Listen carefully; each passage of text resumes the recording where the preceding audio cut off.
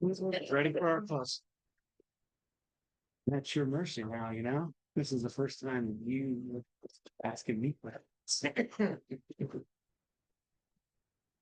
Well, hello, everyone. Welcome to City Lights. And to those of you online, welcome to you too. As always, we are beaming to you from the unceded ancestral homeland of the Ramaytush peoples. It's, of course, and always a pleasure and an honor and a privilege to be able to do so. So tonight, very, very auspicious for us here at City Lights, because as many of you know, we're kind of at the forefront of featuring books that are about activism or about progressive causes. And this book is especially prescient and important at this moment. City Lights, together with Princeton University Press, celebrate the publication of Police Against the Movement, the Sabotage of the Civil Rights Struggle, and the Activists Who Fought Back. It is by Joshua Clark Davis. And kudos to Princeton for recognizing a good thing when they see it. The book explores the 1960s civil rights struggle through the work and its work against police violence, offering a counter narrative to the idea that civil rights movement really endured police violence without fighting it. And one could draw really a direct line to the Black Lives Matter and also to other movements that have emerged like a century, half century later. So Police Against the Movement places activism against state violence at the center of the civil rights story, offering critical insight into the power of political resistance in the face of government attacks on protest. So this book becomes ever so timely as we now experience history repeating itself and a whole new generation of activists rising up to meet the occasion. Joshua Clark Davis is Associate Professor of History at the University of Baltimore. He is the author of From Head Shops to Whole Foods and also the co-editor of Baltimore Revisited. And he has written for The Nation, Slate Magazine, Jacobin, and The Atlantic. So joining him, we are deeply honored to have with us an activist. I am speaking of Daphne Muse.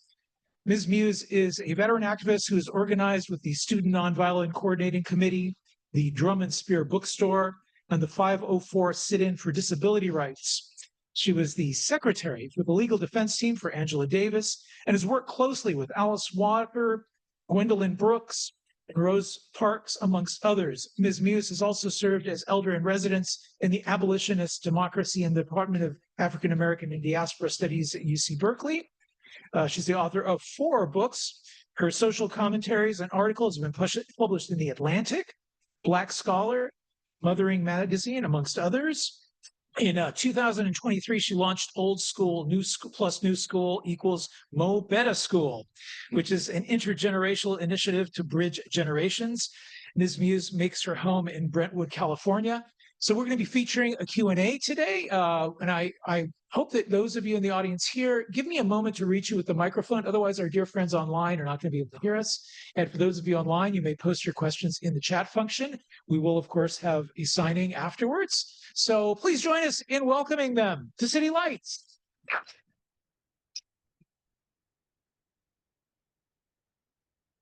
In these, A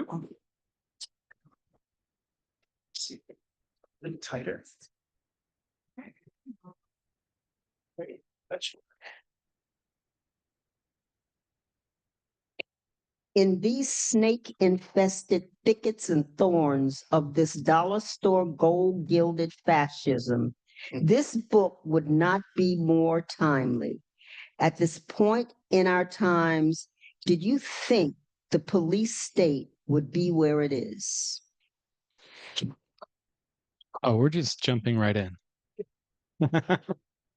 I actually didn't know that was going to end in a question mark so quickly. First of all, thank you all for coming. It's really great to see everyone here. I'm really just delighted to be here with my good friend, Daphne Muse. We've known each other now for over a decade. I will get to your question, I promise. And I was interviewing, I met her because I wanted to interview her because she ran Drum and Spear Bookstore with other activists back in the 70s and 60s. And I just cold called her on a road trip, and I was surprised she took the call and said, yeah, just come by my house and interview me. That was in Fruitvale, right? No. Yeah, that's where that was. And this is 2014. I remember thinking, Daphne Muse, this person, that name, they must think that they have an incredible ability to inspire art and creative activity. They call themselves Muse. And then I learned that's the name you were born with. And it's an amazing name, and it actually is very fitting because you are very inspiring. And I was going to say also just thanks to a number of people here who came tonight, a lot of good friends. People have put me up in their homes over the years when I'm doing research and stuff like that. So my sister Rosemary, Allison, my good friends Daniel and Louisa. I don't know if my friend Christian and Lori are here, but just you have to do research, and especially when you're a grad student and you're just broke, people have pity on you. You're in this arrested state of emotional and financial development, and you catch up. But even later, it's nice to stay with people and you when you head me out to Berkeley, and that was wonderful. So thank you for doing this. And anyone who's ever looking for a really outstanding public speaker in the Bay Area or elsewhere should be reaching out to Daphne, because we flew out to Baltimore twice, and our students didn't want you to leave.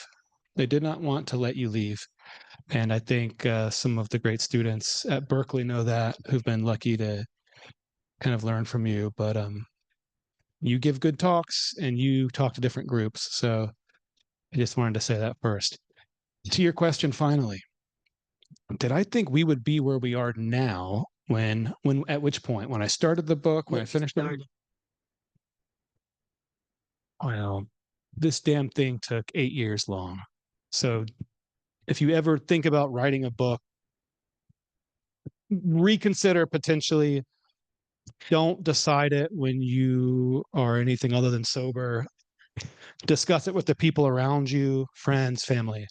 When I started it, so 2017, so God, what was going on? That was the first time we were dealing with this person. Not like America didn't have problems before then. No, I didn't think we would be where we are today. And I think in some ways,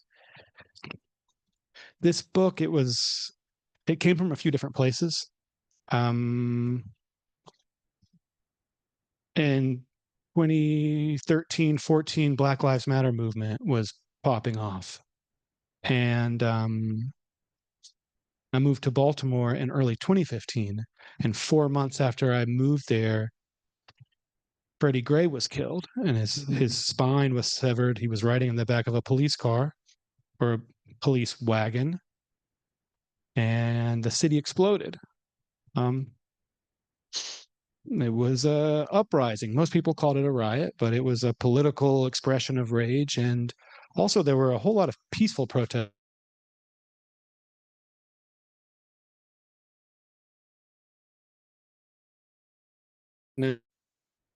Uh,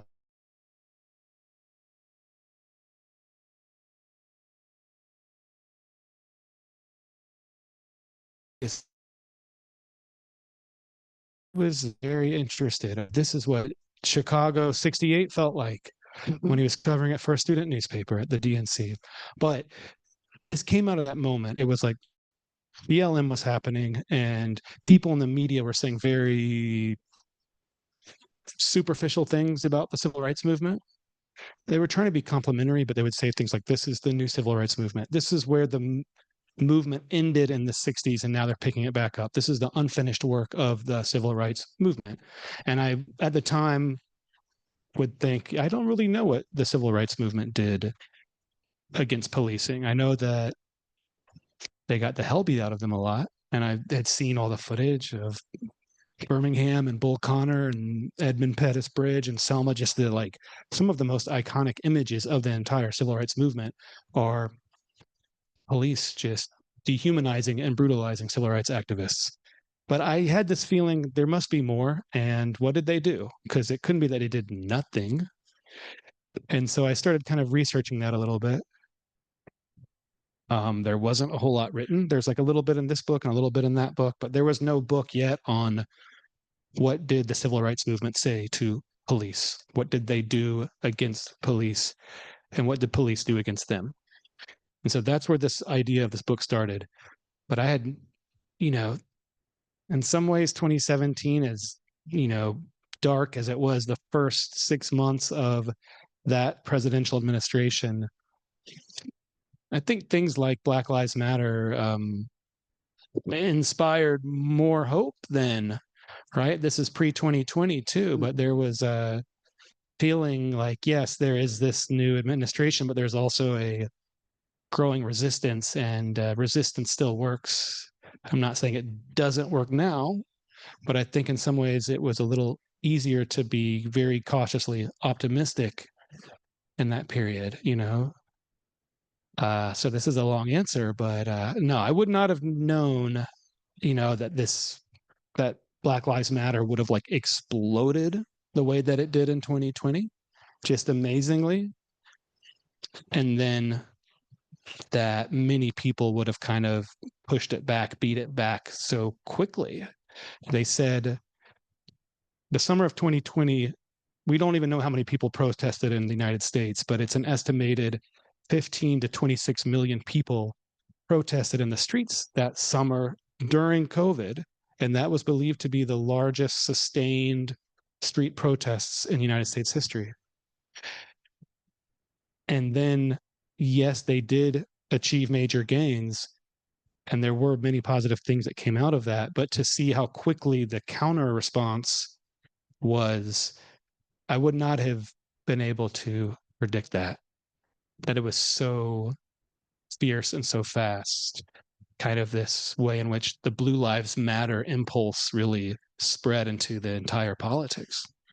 But that's my long answer.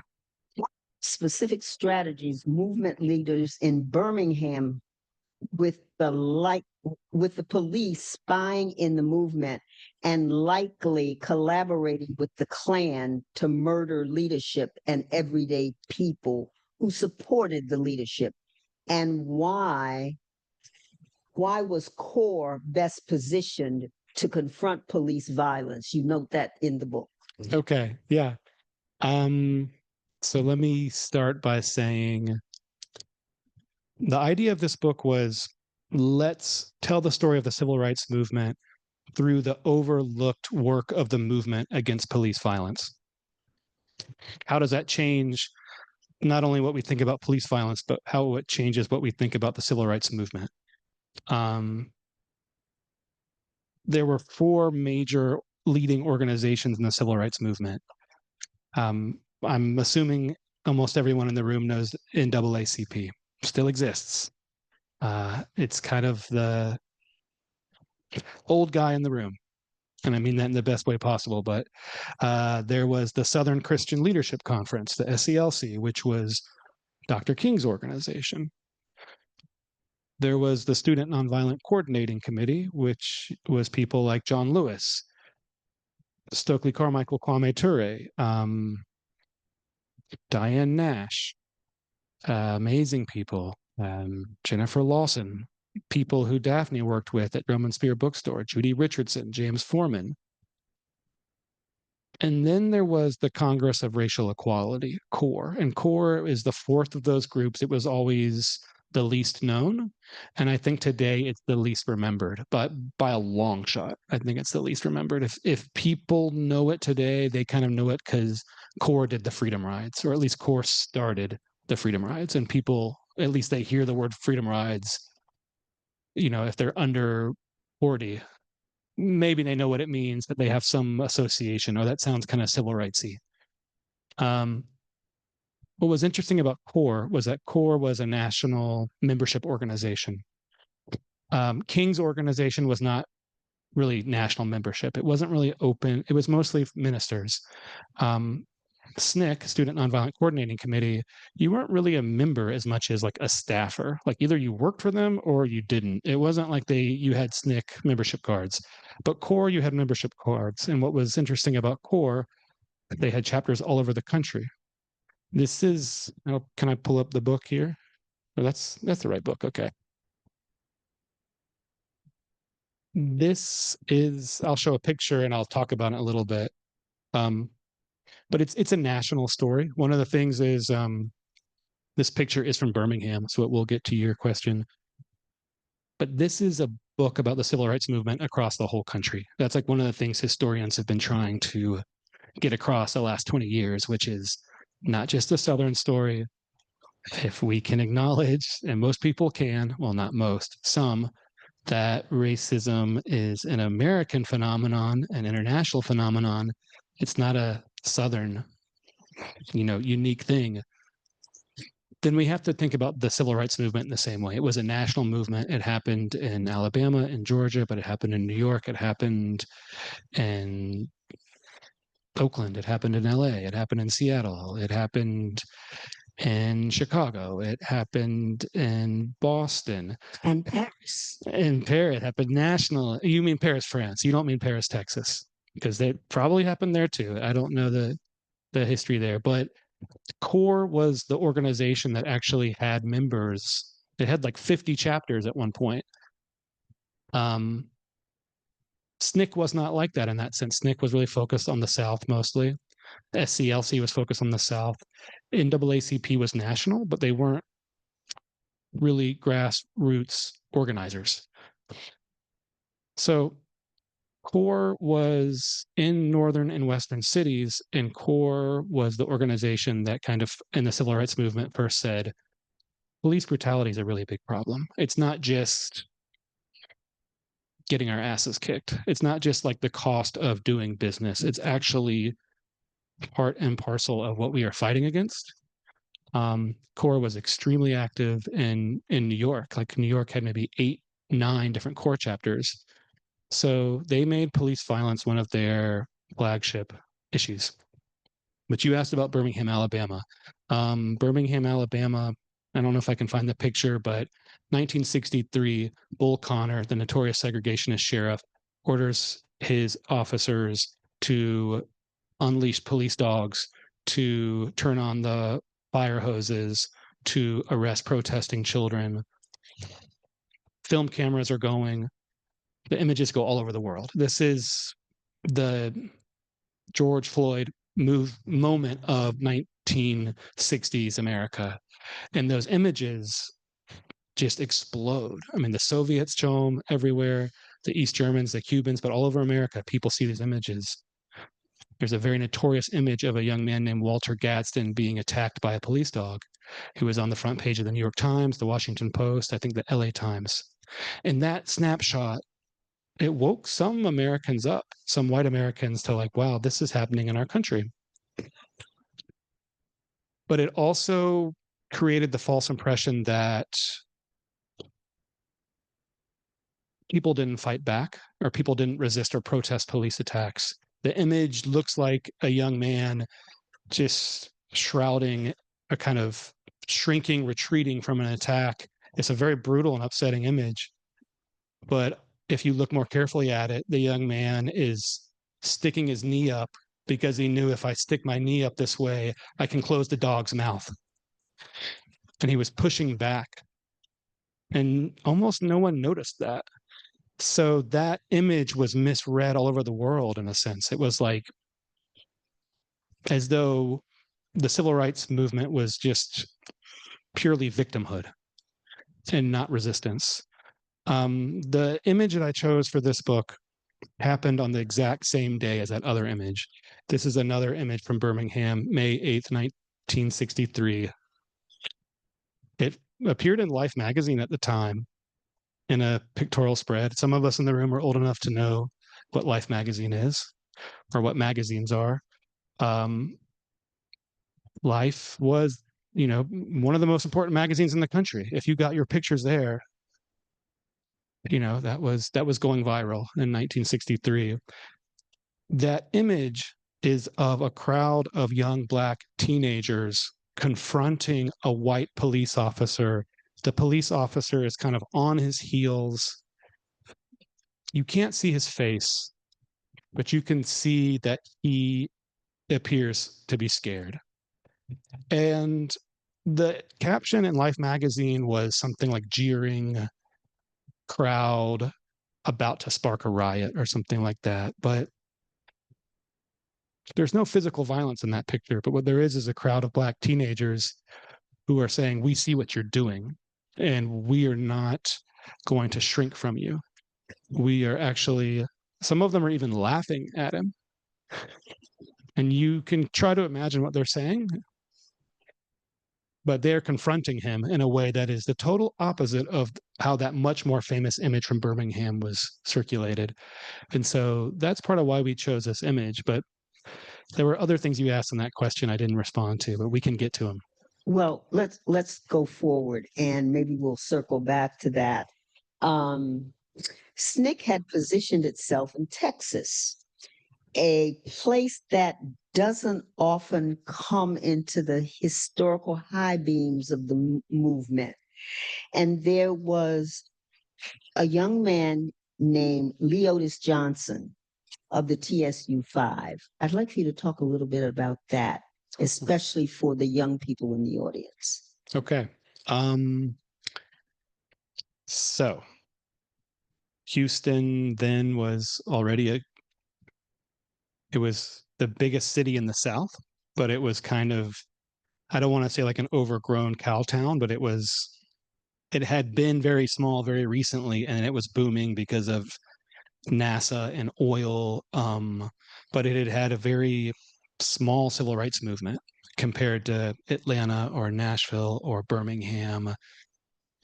And the kind of town leaders, the white town leaders, had kind of said, well, we figured out how to desegregate our public places. We met up with the NAACP one day and we hashed it out, and then we desegregated and there weren't protests, and that was so much better, wasn't it?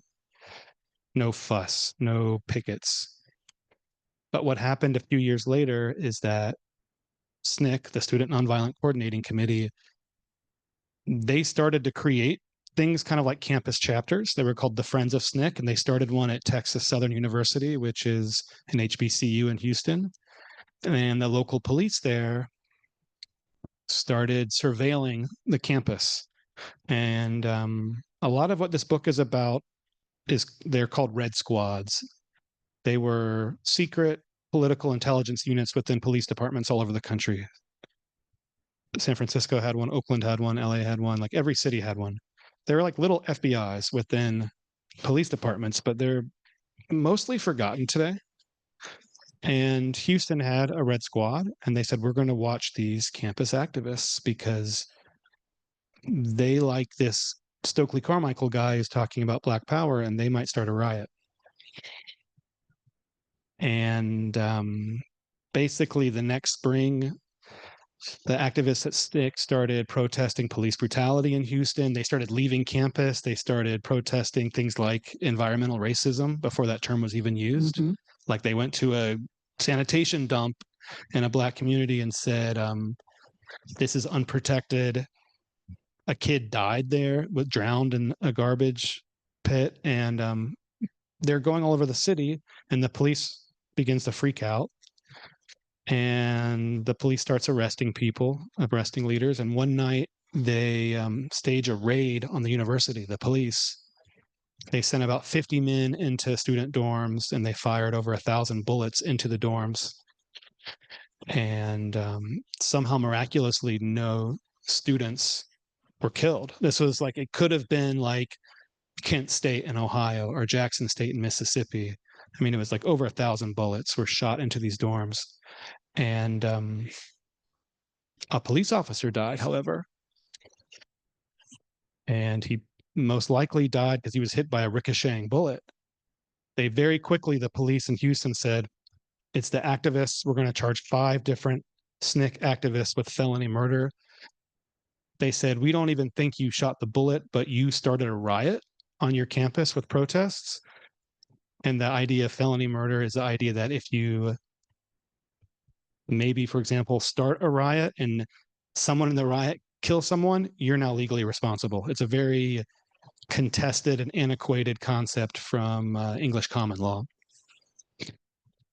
But these students got expelled. They were under felony indictment for several years. This other guy named Leotis Johnson, who was one of the activists, Houston police said they paid a young Black officer to assume a false identity as an activist to infiltrate and impersonate this group and to track this guy, Leotis Johnson, and to be his friend. And one of the quickest ways to be an activist friend back then was if you had a car, I'll just drive you wherever you want to ride. I'll give you a ride. And a lot of activists needed rides. And one night they were hanging out, and Leotis Johnson passed a single joint to this guy.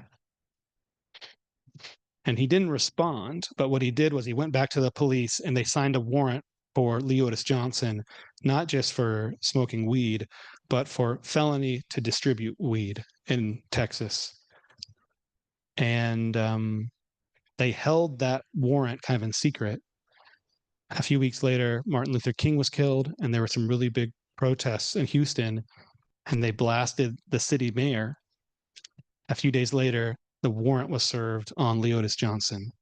You tried to distribute marijuana to this undercover police officer, and he was charged with felony intent to distribute in Texas, which at that time carried up to 30 years, and he got like 20 years in prison. And he became this, Leotis Johnson became this like international cause celeb, this like political prisoner. Amnesty International publicized it, the ACLU, SNCC National got involved. John Lennon and Yoko Ono sang about Leotis Johnson. They have a song called Johnson Clare about another activist from Michigan who was charged with marijuana possession and was in prison. And Leotis Johnson shows up in that song. That's how big this case got. And he ended up finally getting out of prison after 3 years. He lost 3 years of his life to this police infiltrator. But it's just one story, but it's like police, the idea is that we may be fixated on physical violence against protesters, which is terrible. But many police departments across the country realized it was legal weapons, surveillance, infiltration that did the most damage to movements, and that you can beat the hell out of someone and you can really hurt them. But if you get caught doing that, you're in big trouble. It's much harder to catch the police spying on people, tapping their phones. And again, these red squads, they were like little FBIs, and some of them were doing this kind of stuff before the FBI was even doing. I'm sure most people have heard of COINTELPRO, right? And there was specifically something called COINTELPRO against Black extremist activists. These red squads were doing their work a few years before the FBI in that regard. So Houston's a key example that kind of anticipated stuff Hoover and then would later do against the Panthers, against Angela Davis, against anti-war activists, against SDS, against any number of groups. So there were multiple strategies that came in layers, and depending on, as you point out in the book, not every region used the same strategy. But what they did use was mostly effective. And we're seeing some of the iterations of some of those strategies roll over into today, although taken to a much more heightened level. I refer to DC and Chicago as up south because of the Great Migration. And while they were physically located in the North, they really were up south because of the numbers of Black people who found their way there. And then I think about the things that you bring up in the low country of the Carolinas, and how significantly different were the tactics and the strategies in, say, someplace like the low country of North Carolina and an urban place like Chicago. And how different were those strategies across SNCC, CORE, the NAACP, and other organizations, the Panthers? So you mean how different were the organizing strategies or the police strategies, or both?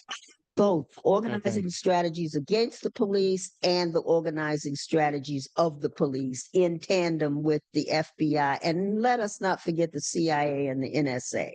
Right. They're in that mix. postal security, postal intelligence. People don't even think about that. Or the IRS, who Yes. you dealt with. You know, the federal agencies have small law enforcement arms within them. Um, it's kind of two things that happened. One is that I think in the South, so it was only part of the civil rights movement that really got involved in protesting against police violence. It's not everyone, it's the more radical activists within the movement. It's parts of SNCC, parts of CORE, first, especially in the North, later in the South. It seems safer to protest police in cities. In places like rural Alabama, Mississippi, South Carolina, protesting sheriffs is just, it's not going to work. It's too dangerous. It's literally, you know, all of your friends in SNCC who were in Mississippi, they're literally just trying to survive. And steering clear of law enforcement is a good way to do that. It's in cities like Chicago and Philly and Baltimore and LA, where it's not that the police aren't brutal, but there's a lot more eyes watching. There's a lot more media watching. There are stronger Black middle classes. There are, in some cases, white liberals and even white leftists who will, you know, form alliances with Black activists. And it's a little safer to protest the police, even though it still is very dangerous. For example, police will often charge protesters back then with all kinds of crimes. So those are differences often with the organizing, where in the rural South, there's a lot more caution and it's more just avoiding the police and maybe not confronting them head on. But the South is a big place, and there's major cities like Atlanta, like Nashville, like New Orleans, where activists are confronting the police. I think what on the police side, what's interesting is that early on, like Birmingham, when Bull Connor and his men attack these children, it is just a huge embarrassment for the city of Birmingham. Even white leaders who want the city to remain segregated are thinking like, God, this guy is such a redneck. He makes us look terrible. I mean, they have like, it's kind of it's silly to think of that, but they're like, couldn't he just be, did he really have to pull out the dogs? Yeah. Yeah. And he did, because he could not control himself. And he wasn't Bull because he was a big guy. He was Bull because he had a strong voice, but he maybe overcompensated for some of his small size. But I think what happened was a lot of police chiefs who were not idiots saw Bull Connor and they're like, that's not going to be effective. That's not strategic. You cannot just attack Black people on national TV physically, especially children. At that time. At that time. That opened up a lot of people to thinking about alternate strategies. Why not, why not study those activists more, investigate them, catch them doing things? Why not bring felony indictments against them? One of the things that really made an impression on me before I started writing this book was learning about how the state of Alabama brought felony tax evasion charges against Martin Luther King. And he ended up not being convicted, but it was like an incredibly effective way of kind of hitting pause on his organizing for like 4 or 5 months. And we don't think about that as much. We think about civil rights activists being jailed for nights or weeks, but a felony indictment, a felony indictment could be years in prison. Yes. And I think a lot of police chiefs across the country began to realize that's really going to be a weapon we can use. Surveillance is going to be a weapon that we can use. Sending our men into activist circles. Again, we all know that FBI did that, but the thing about the FBI is that they wouldn't typically send their own agents to infiltrate a group, because J. Edgar Hoover was afraid that if one of his agents got caught doing that, it would really embarrass the Bureau of Investigation. I mean, if anything, he was media savvy and concerned about the FBI's image. And so these red squads and police departments across the country, they would send their own police officers into activist groups to infiltrate them. And this is before the Panthers. This is the NYPD did this. I found files of the LAPD doing this, the Houston Police Department doing this. That's some of the regional variation where I think, you know, people like Bull Connor were not thinking that way as much because the physical brutality of Alabama was something that he thought would never end, and that they could even get away with in national media, whereas other police chiefs, they learned from his mistakes. So just a sidebar, in 1966 at Fisk University, the police show up on the campus in full force. They show up at Jubilee Hall. And these are the kind of, I'm telling this story because these are the kind of micro stories that don't make it into the history books. The women in Jubilee Hall got together, went to the Coca-Cola machines, took out all of the bottles and threw the Coke bottles at the cops, and the cops retreated. And that was in That was 1966 I think it was 1966. in Nashville. In Nashville. Yeah. So there these little stories that don't make the big book, but they were significant in making the larger actions. And I threw a Coke bottle. You were one. Okay. This is being streamed online, by the way, just so you know. Okay. I was gonna say, really, is this on still? Yeah. Okay. Very briefly, what was interesting is that next year in Nashville, and our parents went to college at Vanderbilt, which had only desegregated 2 or 3 years ago. Before that, but Stokely Carmichael, later Kwame Ture, came to Nashville to tour. He's speaking. He came to Fisk, had a huge talk. He came to Vanderbilt. They almost, I think, stopped him from speaking there. And then, like that night, there was a quote unquote riot that broke out in North Nashville. Very small. I don't think anyone was killed or even hurt, but Nashville had a very active Red Squad. And among other things, they brought felony charges against Stokely Carmichael. You incited this riot. And insurrection statute from probably like the 1850s or something. And yeah, they weren't going to keep letting people throw Coke bottles at them, it sounds like. The writing and historical documentation are so clarifying and visual. Did you choose to create the narration in that way, or did the stories tell themselves? Good question.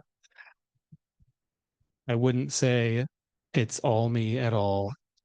I was very strategic in picking very powerful, provocative stories about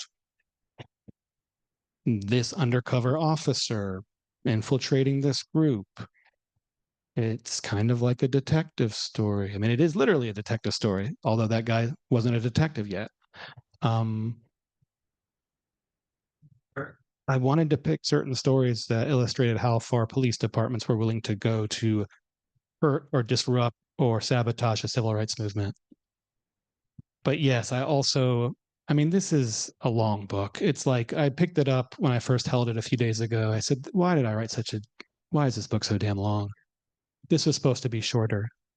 My editor made me remove 30,000 words. Yeah. So it's like at 120. I mean, you'll see books in here that are much longer. You'll see some that are mercifully much shorter. And but I put a lot of effort into the narration. Like, God, we've got to make this so that people don't fall asleep. It gets into the weeds in certain chapters, but it has a narrative momentum, I hope. And visually, I mean, literally, I got a lot of photos in here. It's a lot of work to license these photos, and sometimes they're not cheap. A lot of nonfiction writers, especially academics, but not only, don't really want to do the work of licensing photos because it's kind of a pain. It's like you have to track someone down, and sometimes they don't want to play ball. You know, Getty Images says, sure, you can have this for $800. I mean, it's stupid. And then you've got people, it's like, you find some photo of communists from 1950 New York protesting police terror, and then you figure out it's from like the Daily World newspaper, which doesn't even exist anymore. But you find the guy at the People's World. Yes. Yes. And then he says, well, sure. How about $25 and send us 2 copies of the book? Which is a good reminder because I need to mail him those copies. But I really wanted there to be a lot of visuals. I think there's over 40 photos. And it was really important to me that people see things like, here is a police spy. Here is the committee in 1962 that includes Kenneth Clark and Eleanor Roosevelt a month before she dies, where they are investigating the freedom rides and saying, this was an epidemic of police collusion, where the police were secretly working with the Klan. I wanted people to see those images because I was worried I couldn't keep people awake without them. And so the narrative structure and the images are very, very important. Some of the stories tell themselves, but they're very hard to research and to write about because they're very, very convoluted. Like some of these chapters, it's like you get a federal court case file from the National Archives and it's 1,000 pages long. And you're like, I want to boil this down to like 25 pages. And then your editor says, that's 15 pages too long. As you're talking, Josh, this image popped up in my mind. Wouldn't it be interesting to see the uniforms of policing from the days of the enslavement of Black people? And I do believe policing started in Barbados on this land. Well, on this hemisphere. And the uniforms they were wearing then, and go century by century and see the evolution of the uniforms, because that tells a story in and of itself. And how now that the digital world is designing, the AI world is designing those uniforms, and how they are designed to, quote, protect and deflect, but also strike horror. So has it, in writing the book, did the idea of what the police officers wear, did that ever come up in your mind, your thinking, and the psychology of it? Yes. I mean, even though a lot of the police I'm writing about are undercover and Trench coats. But I have this one chapter that opens with the scene. I don't know if the NYPD does this anymore. They probably do. It's like I forget the name of it, but it was like, as you know, there are a lot of Irishmen who worked in police departments all over the country. And this was like a particular like Easter roast put on by Irish cops. And like one year, Joseph McCarthy was the keynote speaker. Another year, like the governor of New York was, and he bragged about how much his brother made off of like pony parking tickets. But this scene of this roast, and it was covered in the newspaper, and I tried to describe it in detail because I tried to describe what they were wearing, what they looked like when they were marching to this roast, the brand new sparkling modernist showpiece of a Hilton where they had the celebratory dinner, and then how the NYPD commissioner spoke to them and said, among other things, you know, there's 3 guys who've really been on our asses all year and they're the worst. One was a guy named Malcolm X. One was a guy named Jesse Gray, who was like a tenant organizer activist. And one was this guy named Herb Callender, who was an activist from CORE, who was becoming a major critic and activist against police violence. This is 1964. He later got infiltrated, meaning they dispatched an undercover police officer to trail him. But that scene, you know, that celebratory scene of these guys doing the Easter roast that was important for me to visualize reading some of these accounts and trying to convey to readers like this is what they were wearing and the coats and the hat, and trying to look up the terminology to describe those old NYPD uniforms, which were like by then decades old, I think. For some of the members in the audience who may not know, would you say a couple of words about Roy Cohen? About Roy Cohen, like McCarthy's guy? Yes. Like, Why is it relevant in terms I of see, right. today? So if I recall correctly, he worked as a staff attorney for Joseph McCarthy, right? And this is during the Red Scare in the 1950s, where McCarthy kind of became the number one denouncer of so-called Catholics in federal government. He said he had a list of 50 Catholics working in the, or not Catholics, he was Catholic. He said he had a list of 50 communists working in the government. And then the next time it was a list of 70. And the next time it was a list of 39. The number kept changing.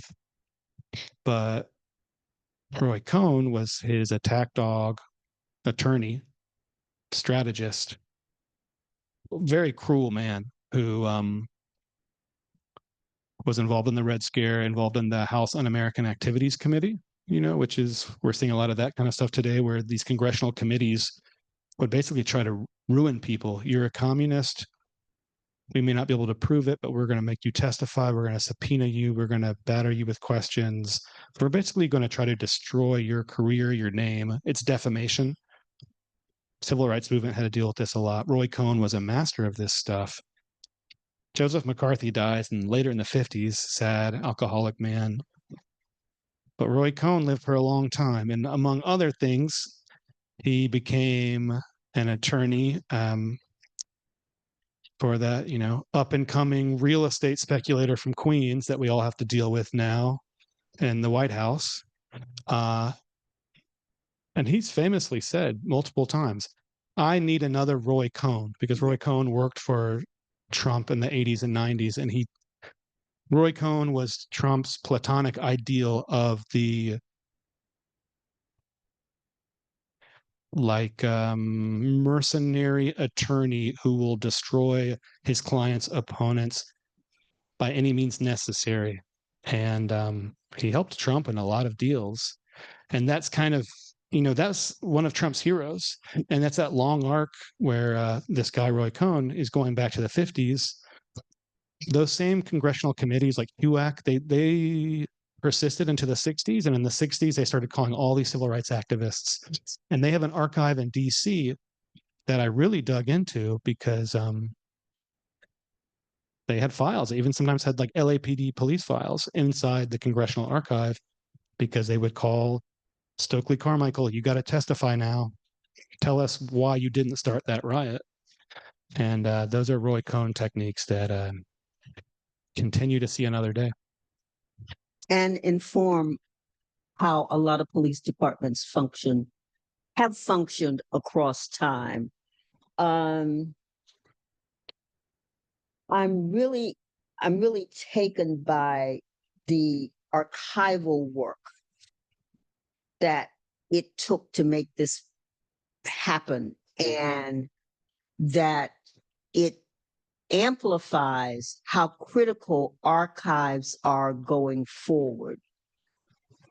Are you concerned that, say, the archives housed in various institutions related to the civil rights and freedom and liberation and Pan-African movements, are you concerned that those archives will vanish?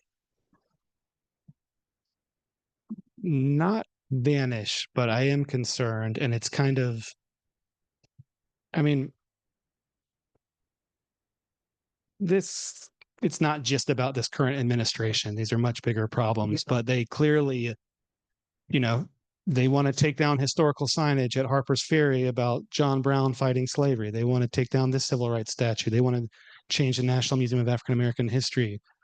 It's, you know, not to minimize it, but it's like a lot of times it's like some dumb 25-year-old, no offense to anyone in here who's 25, like that big balls guy. I don't even know his name. It's terrible that I even know his nickname. Like they're doing dumb things with AI or they're just doing searches. Okay, this museum has African Americans somewhere on its website. Now we're going to attack it. They don't seem yet to have the sustained attention span that requires actually attacking particular archival collections. They are attacking archives and archivists for sure. But I think what actually is going to hurt the most, maybe, I don't know if it's the most, but just the total attacks on the federal workforce, because archives they employ archivists, and the National Archives is already severely understaffed because Congress doesn't give them enough money. So I don't think I have a really bad, terrible, debilitating habit of submitting records requests to the FBI and the National Archives. I have a spreadsheet with like hundreds of them. And I was telling Paul over here, like, I got a file that I requested in 2012 on the Black bookseller Paul Coates, Ta-Nehisi Coates' father. I got that in 2019. Now it's like I don't think I got a single FBI file request back for the first like 7 months of this year. And I was thinking, they're not processing files anymore. I finally started hearing back from them. Mhm. I just think life is going to be extremely hard for our archivists who work for the federal government, and they hold the FBI records. And I did a lot with FBI records, not because this book is really about the FBI, but because they have a lot of memos that they got from police departments. And one of the things about police history that's so difficult to research is that in the 70s, those red squads destroyed millions and millions of records. They destroyed records in LA and New York and Houston and so many cities where they just openly said, hey, you'll be happy to know we just destroyed Tom Bradley, the mayor of LA. He's like, you'll be happy to know we just destroyed about 1 million Red Squad files. Isn't that progress? And the federal government, Hoover destroyed files, but the federal government already had FOIA, the Freedom of Information Act. And a lot of files were protected. And so that's really going to hurt that these federal workers are just having a terrible time and being fired and leaving for better jobs. That's really going to hurt working in the National Archives. Absolutely. And I think those of you in the audience who are students, save everything. Save every journal, every paper you write, every email related to your research, because 30 years from now, you're going to want to say, oh my word, I wish I had not gotten rid of, because that becomes the paper trail or the digital trail to something that's critical to turning points in this history. Well, it's complicated, though. We're giving them mixed messages because you go to the career center at the school and they'll say, hey, you need to scrub your social media profile. That, viral video you did about the virtues of like the all vodka diet, you should remove that because the employers might not like it. So there's like a tension there, because I am with you 100%, but there's also this, people are hearing a lot about how dangerous their digital footprint is and can be used against them, and with good reason right now, right?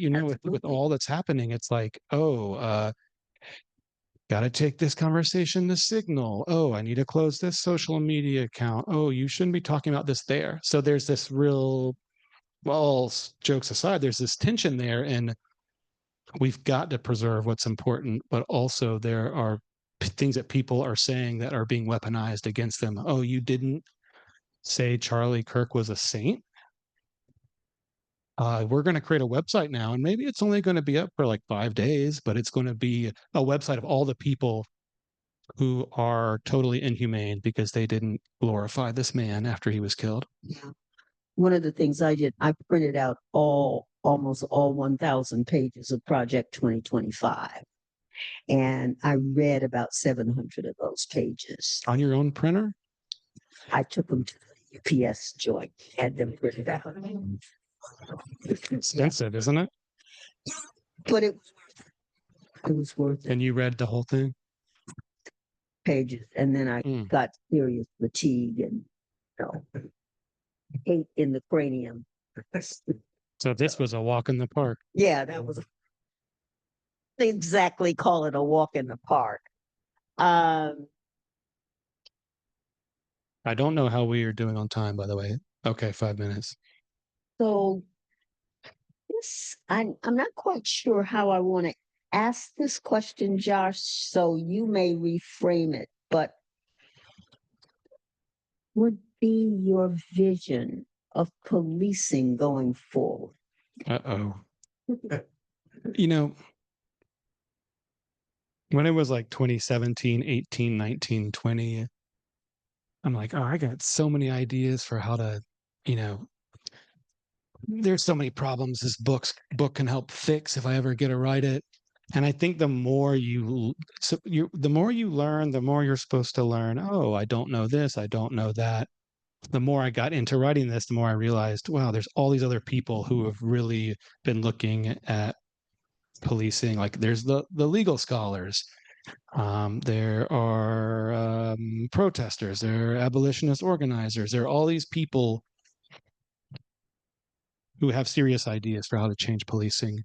And I think I wanted this book to speak to the present, but I also got more modest and realistic about what I wanted this book to prescribe. Um, you know, I didn't want to write about civilian review boards or even how to defund the police but what the book ended up being about at the end was memory. And that's kind of, hopefully this doesn't seem like a cop out, for lack of a better term, but as a historian, it's like we need to tell the truth about the past. That's easier said than done. And the note I really ended on in this book that said, if anyone wants to end racial injustice in policing, and if police want to do that, and they say they do, then they must honestly and openly tell the story of how they tried to sabotage the civil rights movement. Yeah. And how that truth telling, you know, it's like in South Africa, the Truth and Reconciliation Committee. They've had truth and reconciliation committees in like places like Argentina, like the places where people get disappeared, you know, and, you know, yes, I was going to say, hopefully there will be a day where we can talk about people getting disappeared truthfully in this country. But that's kind of the note I ended on with this book, where it said, it's like everyone in law enforcement falling over themselves on Martin Luther King's birthday on social media, every single one of them saying, look at how we're diversifying the ranks of our profession. Look at how, hey, we celebrate Juneteenth now. Look at us. Every single one of them, if they actually are serious, then the profession has to start telling the truth about what they did against the civil rights movement. And I ended on the note by looking at things like, here's what a very popular textbook on policing says. Guess what they do and don't say about the civil rights movement? Here's the National Law Enforcement Museum in Washington, D.C., 6 blocks from the Capitol. Guess how they describe it? And so I hope that doesn't seem like a dodge, but part of it was just like, I want to stay in my lane, and I do want to urge something, and it's something that I want actually to be told. Maybe we need a Truth and Reconciliation Commission in this country for the civil rights movement. Absolutely. And for what law enforcement did. There's only one real case in the U.S. that came close to that, and it was in 1979 in Greensboro, North Carolina. 5 communist activists were killed by Klan members with almost certain police neglect and complicity. And it just totally devastated that town. Became this international cause celeb, and they had a Truth and Reconciliation Commission in Greensboro circa 2006, 7, and 8 that was based on the South African ones. And it didn't fix a lot of things in that town, but it had real benefits. Finally, people getting up there and saying things that they could share about what had happened. And the city almost tried to stop it, but kind of took a step back. And yeah, that's kind of where I ended what I want to see happen. There's many other things I want to see happen, but I'm not sure how to recommend them. So as someone who's about to turn 81 and ready to pass the baton, this book will be part of the baton that I will pass forward to future generations. And along with this discussion, and I hope that as you tour, that more and more people will come to understand that these are more than stories, but this really is tightly woven into the fabric of the country that unravels and then reweaves, unravels and then reweaves. And I have no idea what the reweave will look like, but it's got to be rewoven and at a standard that is far different than what it has been, because I don't think we've ever been a democracy. I think we played at it. And I think the Constitution is one ply toilet paper. That may be very cynical of me to say, but that's my cynicism and I'm holding to it. So I think we're going to take time now to segue into the Q&A. And Brother Josh. Thank you. Thank you. And to know you, young man. Likewise. I'm so glad you took my call when I wanted to interview you years ago. So if you would share that microphone, that would be great. So usually takes a few seconds for the. Yeah, very good. So, number one, Josh, I didn't think of it as a long book. As a reader and as a bookseller, I found it really compelling and a very fast read. So I did not think of it as a long book at all. So but for both of you, so just started really basic. So what would you consider the ideal relationship between history and activism? You want to go for it? Oh my God. So that's for both of you. I'd like to hear from both of you. That's a tough one. Historians get on activists' nerves a lot, I think. I think that's fair to say. I mean, we get on most people's nerves, but we also, I think most political organizers and activists really respect and appreciate historians if they're not just like extractive and taking stuff. And I think it's the reciprocity that is central to that relationship actually being beneficial. It's not academics just coming in and taking and not giving back. And I mean, it's kind of simple stuff, but I think you do an interview with someone, you record it, you give them the recording. If you have a transcript, you give it to them. You try to keep in touch with folks to the degree that you can. And, I'm talking about what academics need to do. What do the activists need to do? I don't know. I think I wouldn't make too many recommendations, but yeah, I think it's hard for a lot of activists maybe to see where some historians are coming from, because it's I think it can feel exploitative to some people. And I think reciprocity is also like helping each other in terms of doing events or putting on talks, or I'm so glad that we're doing this event together, and then next week I'm doing two events with Judy Richardson, who was also in SNCC with Drum and Spear, and that's been important to me. Like, it's like we're friends now, and I can't say that about everyone I've ever done research with. A lot of historians get into the work because they like dead people because they don't talk back. They don't really. I mean, they do sometimes. They can, but I'm going to let you talk some now.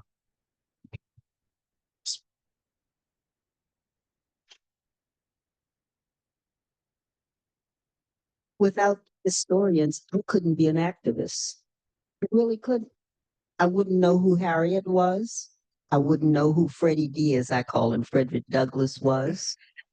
I would not have known about the trajectory of the enslavement of Black people. I would not have known about the role that Pan-Africanism played in the civil rights movement and vice versa. So I think there is a mutually required relationship between activists and historians. And I am eager to see how this generation of sociologists, historians, artists, how they are envisioning both the past and the future, mainly the future. Yeah. And I wouldn't know who I was without historians. You know, you bring it down to a very personal level because there's family history. Yeah.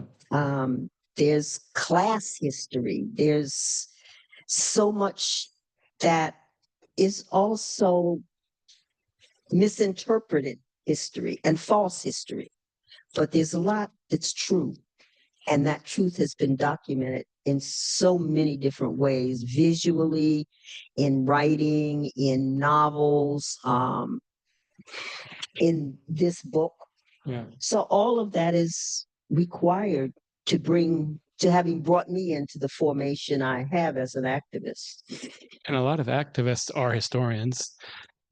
Daphne has this incredible letters collection, and if you look through her letters collection, if you're nice enough to her, and it's going to someday find an archival home somewhere, some archive is going to deposit. Some of it has, but it's it's letters from the folks in SNCC, it's letters from Alice Walker, it's letters from Afeni Shakur, and it's letters from Rosa Parks, and your friend Judy Richardson, lifelong activist and historian. And so some folks do both.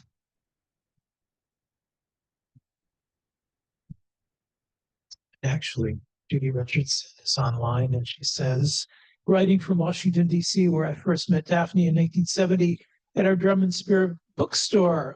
Also here for Josh, who has been so very gracious in terms of sharing any of his research with the SNCC folks. I am reading his book now and loving it! Exclamation mark.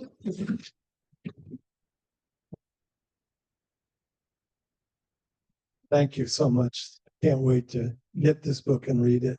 I was also going to say a contemporary example about activists and historians. Like right now, there's this new experience of people organizing response to ICE and creating neighborhood phone trees and rapid response.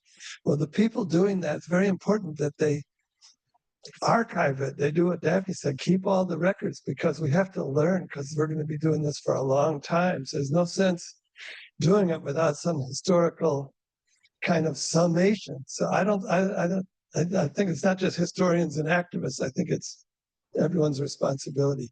But I had a question. You mentioned Stokely Carmichael being charged with riot. Nashville? At multiple places, but that was the one I mentioned. Well, can you explain to people the Rap Brown law, which was created around that time, and that had to do with SNCC people supposedly forcing the public to riot. Yeah, and I was going to say thank you, Rick Ayers, for coming and for speaking, and just another lifelong activist and political organizer. Your whole past with SDS and many other organizations, and just thanks for coming. The Rat Brown law was a federal law that I think was passed some version of it in 1967, basically to, I mentioned these like state riot laws, insurrection laws, and a lot of them dated back even from like the era of slavery. This was, I think, a federal anti-riot law, and it was basically trying to criminalize if someone crossed state lines to start a riot. And I gotta be honest, I'm now forgetting, was it passed? I know it was proposed. I think, yeah, I think a form of it, and it was not quite sedition laws, but pretty much like that. So it was like, if the federal government could bring a case against the organizer for driving from Georgia to Tennessee, it could carry federal penalties. And so, yeah. And so a number of organizers, Rat Brown, but also a lot of anti-war folks, I think, got certain federal charges like that. And this just really accelerated in the late 60s and 70s. This book is really mostly about earlier in the 60s. And one of the big arguments is the stuff that police on the local level are doing against the civil rights movement actually anticipates what the feds start doing more in the late 60s and early 70s. And that's the stuff we really remember. And some of it's very exciting. It's like the main way we tell the story of state repression in the civil rights movement is J. Edgar Hoover versus Martin Luther King. And there's good reason for that.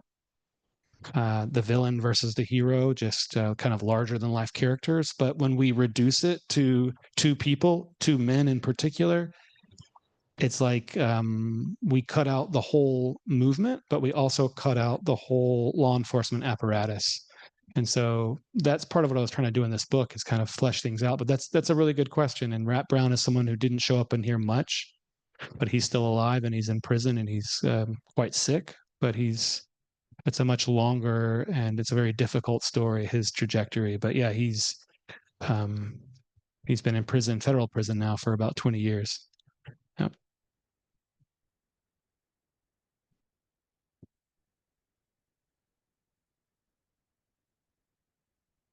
Anyone else? Last call.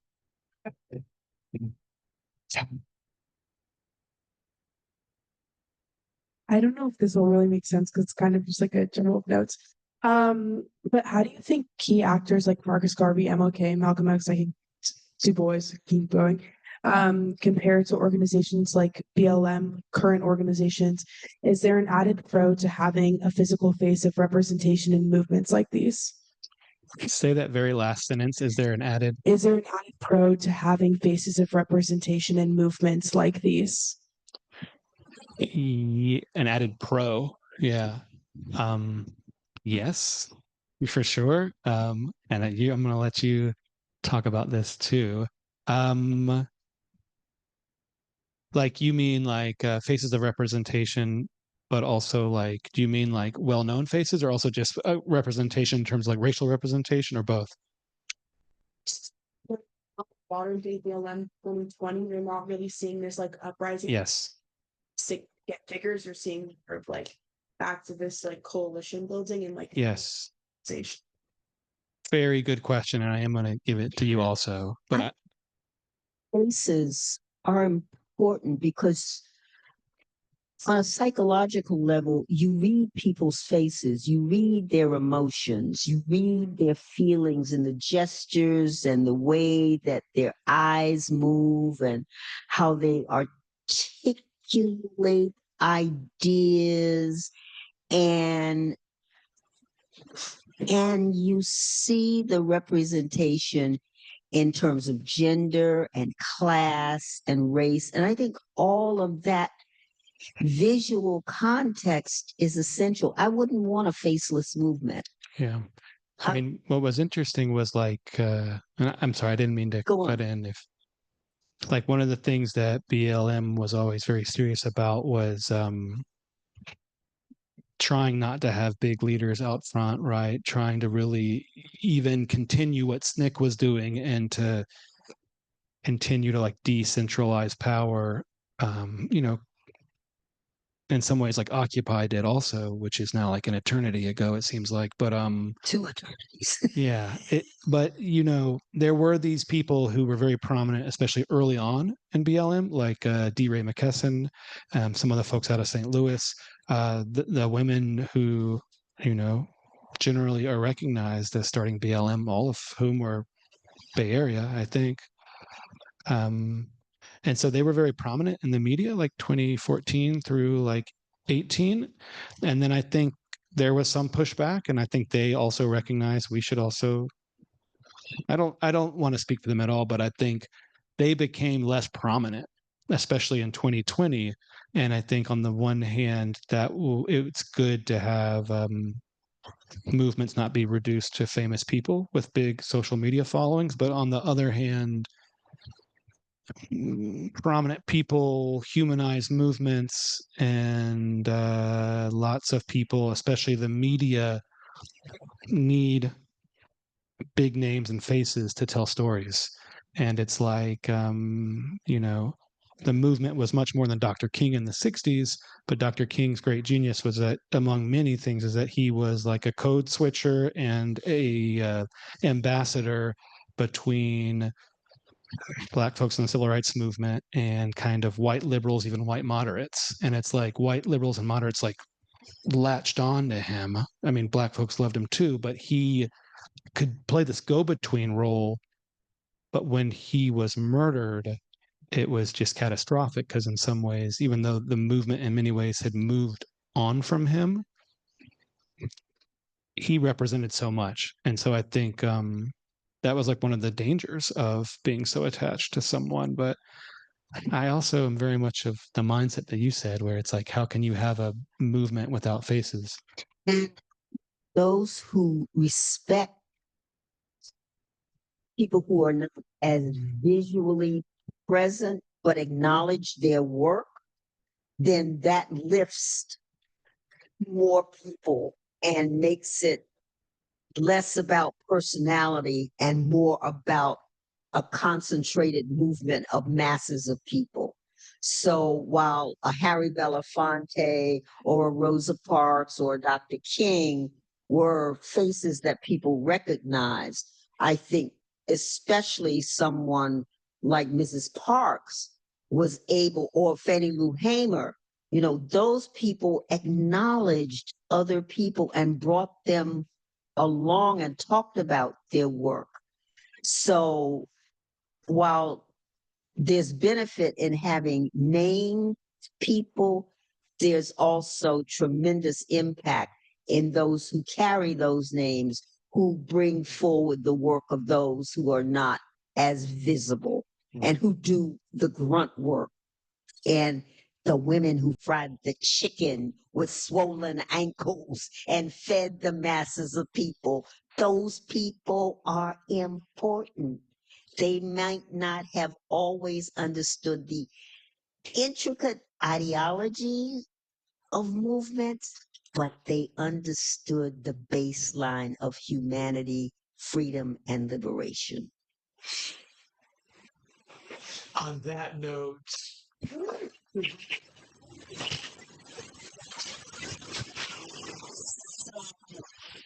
I have this tradition. Whenever I'm with an audience, I give books away. Is there anybody in the audience that's a photographer or interested in photography? Cheers. Okay, I have a book for you. This is It's nice, Doctor. Magubani, South Africa.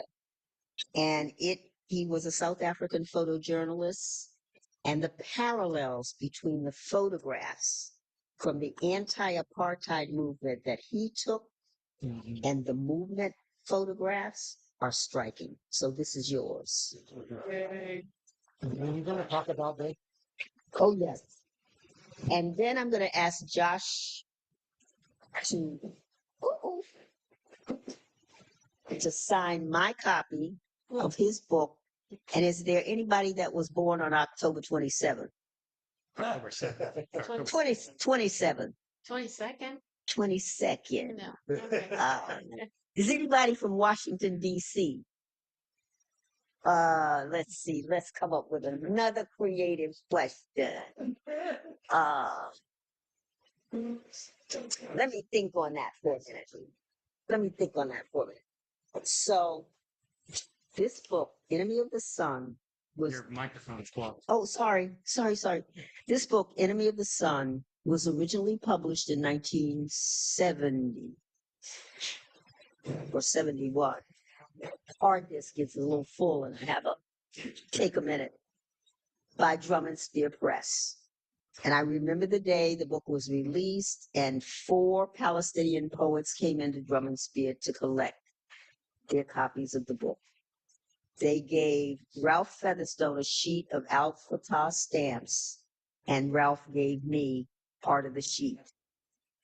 This book was recently re-released, and I spent the last probably 25 or 30 years working with Edmund Garib to see to it that Enemy of the Sun was released. It has a fascinating backstory.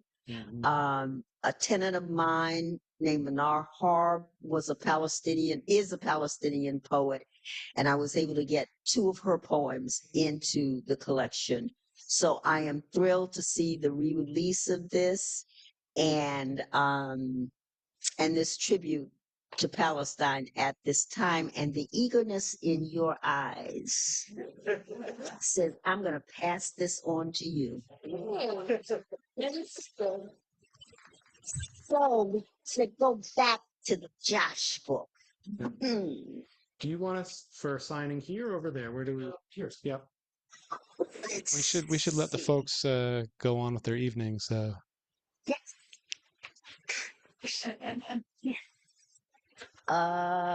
wants the Josh book?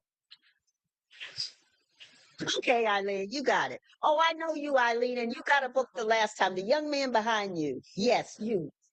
Yeah. All right. So, yes. Yeah. All right. So there we go. And I have to pay you for the Palestine book. Thank you for coming. Thank you so much. Thank you, everyone. We go right over there. Yeah, go by over there and then have a sign. Yeah.